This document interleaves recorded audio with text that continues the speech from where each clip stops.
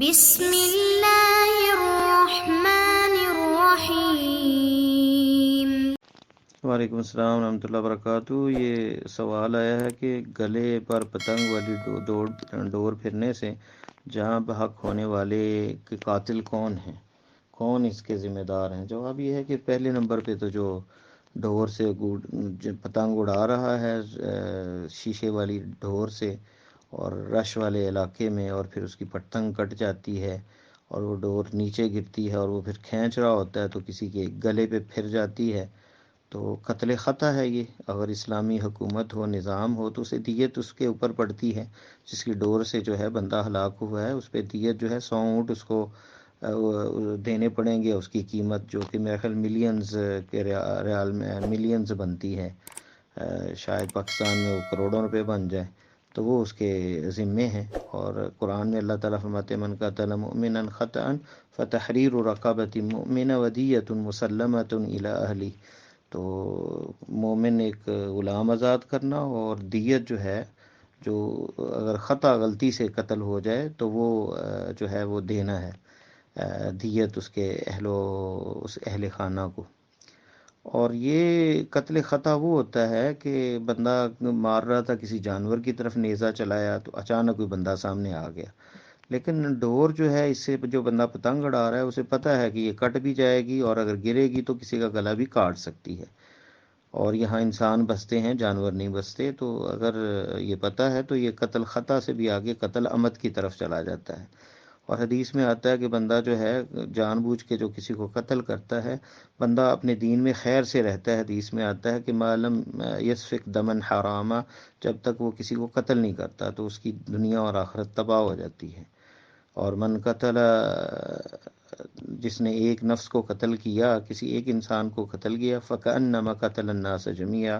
گویا اس نے پوری انسانیت کا قتل کیا ہے۔ تو اندازہ کریں کہ کوئی بندہ اگر چاہ رہا ہے، ہو سکتا ہے وہ اکیلا ہی نوجوان اپنے پورے گھر کا خیال رکھنے والا ہو، بہنوں کا اکلوتا بھائی ہو، گھر کا اکیلا چلانے والا ہو، اور ان کی تو زندگی اجڑ گئی، کتنے خاندان جو اس کے تابع تھے وہ اجڑ جاتے ہیں اور کتنے لوگ اس سے متاثر ہوتے ہیں، تو یہ بہت بڑا جرم ہے، بہت بڑا گناہ ہے۔ اللہ تعالیٰ سے ڈرنا چاہیے، اور یہ اس میں وہ حکمران اس شہر کے وہ بھی شامل ہوں گے جو پابندی نہیں لگاتے اپنے علاقے کے اندر، اور ان کی یعنی ان کی موجودگی میں اور ان کو دیکھتے ہوئے بھی وہ خاموش ہو جاتے ہیں اس پہ، اور قانونی ادارے حرکت میں اگر نہیں آتے تو جو ذمہ دار ہیں، جس کی ڈیوٹی ہے اس شہر کے اندر، اگر گورنمنٹ نے ڈیوٹی نہیں پابندی نہیں لگائی تو گورنمنٹ بھی اس میں شریک ہے، اور اگر پابندی لگائی ہے اور وہاں کی لوکل انتظامیہ اس میں محنت نہیں کرتی اور پکڑتی نہیں ایسے لوگوں کو، خاص کر با اثر با رسوخ جو لوگ ہوتے ہیں، اثر رسوخ والے، ان پہ ہاتھ نہیں ڈالتی، تو پھر وہ بھی مجرم اس کے اندر شامل ہوں گے۔ اور اللہ تعالیٰ کے ہاں قیامت کے روز عدالت قائم ہوگی، اس دن تو عدل کا یہ حال ہوگا کہ بکری جو کہ غیر مکلف ہے، جو سینگوں والی ہے، اس نے جو غیر سینگوں والی اسے مارا ہوگا،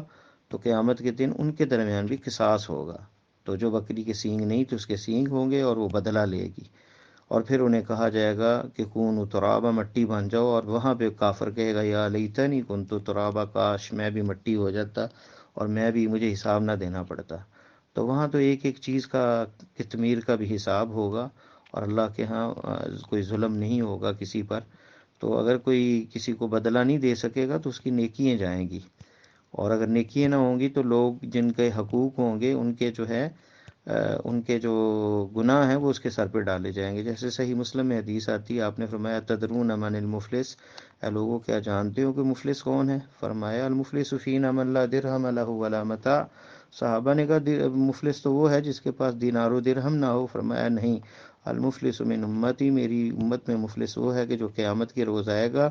بصوم و صلاۃ، نماز کے ساتھ، روزوں کے ساتھ اور زکوٰۃ کے ساتھ، نیکی کے بڑے بڑے اعمال ہوں گے، لیکن اس کے ساتھ کیا کیا ہوگا؟ ضرب ھذا و سفک دم ھذا، اس میں ذکر آتا ہے، یہ باقاعدہ مینشن ہے، اس نے فلاں کو جو ہے مارا، فلاں کا خون کیا، قتل کیا، وہ اور فلاں کو گالی دی، تو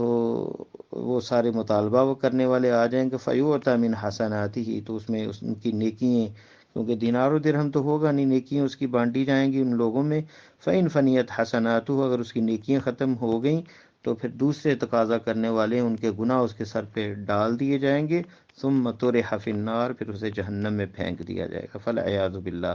اللہ کی پناہ۔ تو یہ ایک چھوٹے سے شوق کی خاطر جو ہے بندہ اپنی آخرت برباد کر لے، لوگوں کی زندگی اجاڑ دے۔ تو والدین کو بھی چاہیے کہ اپنے بچوں کو سختی سے روکیں۔ آج کسی کا بچہ جوان اگر گیا ہے تو کل آپ کا بیٹا بھی کسی حادثے کا شکار ہو سکتا ہے، اگر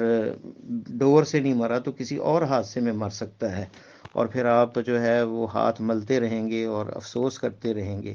اور یہ بات ایسے ہی ہے کہ کما تدین تدانی، دنیا میں ایسے ہی ہے، جیسا بندہ کرتا ہے ویسا بھرتا بھی ہے۔ اور میں پچھلے دنوں ایک ڈاکومنٹری دیکھ رہا تھا جس میں وہ بتا رہے تھے کہ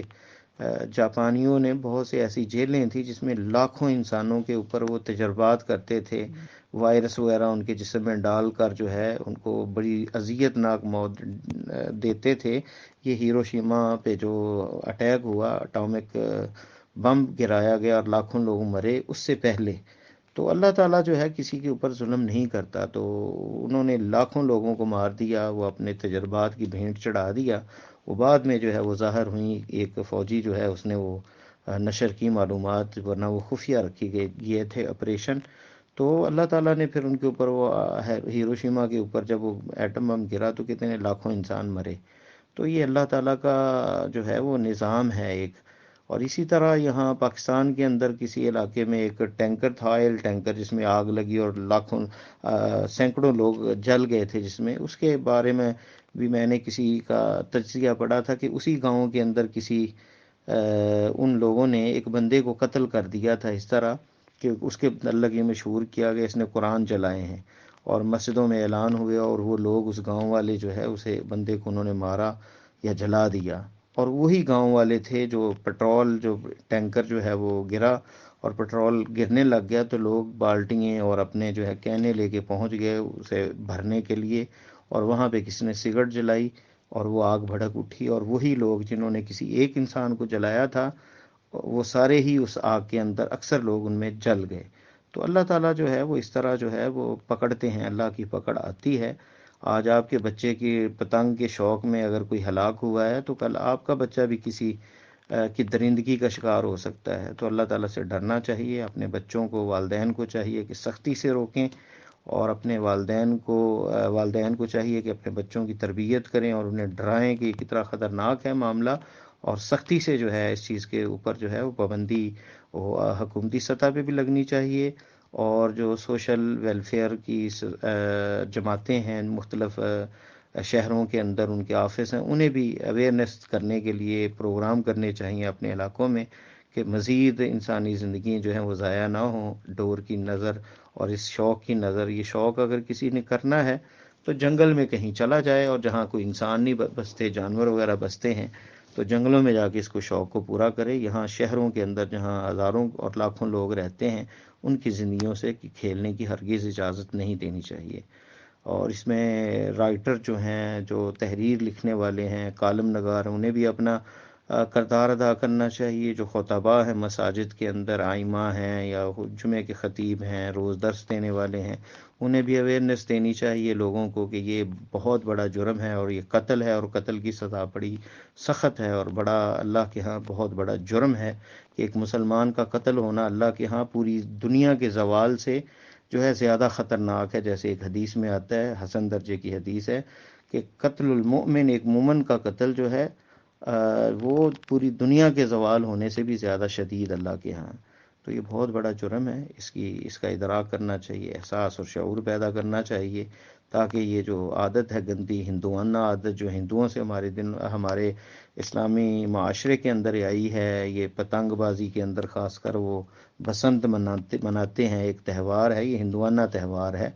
تو ان چیزوں سے جو ہے بچا جائے۔ یہ ہمیں جو ہے ایسے کھیل نہیں چاہیے جس میں انسانی جانیں ضائع جائیں۔ واللہ تعالی عالم بالصواب۔ السلام علیکم ورحمۃ اللہ وبرکاتہ۔